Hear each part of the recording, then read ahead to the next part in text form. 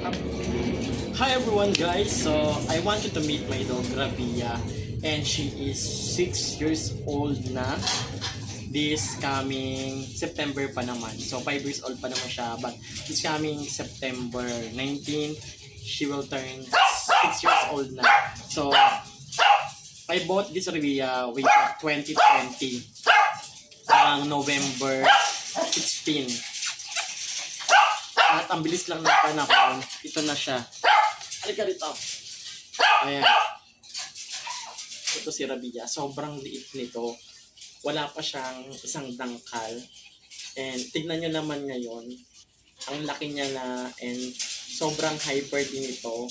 At nanganak na rin siya siguro mga maraming beses na rin. Mga 4 na beses na siyang nanganak. And yung tatlo niya, lahat buhay. This past 6 months, yun yung mga sablay talaga yung baby niya ngayon. Lahat namatay yung 4. Nakakalungkot, pero ngayon hindi ko na talaga muna siya pinapabuntis kasi matanda na siya. Kung mabuntis man siya, it's a blessing. Kung hindi, okay lang din.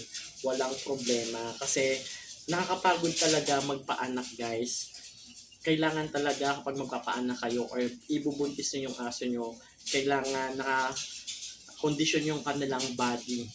At saka kailangan kayo papaano na-update nyo yung kanilang deworm, yung kanilang vaccine, yung kanilang yung kanilang skin, anti-tick and flea, bago nyo siya ipabuntis para kahit paano healthy yung magiging puppy niya.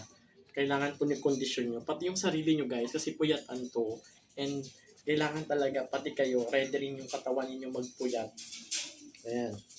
So ngayon guys, ito na si Rabia.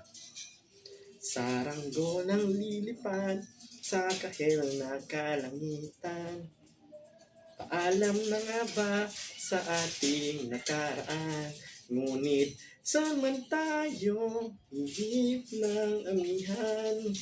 Di mawalit ang pagkakaibigan. Yun, maghahanap kayo ng friend, best friend, and dog is your best friend.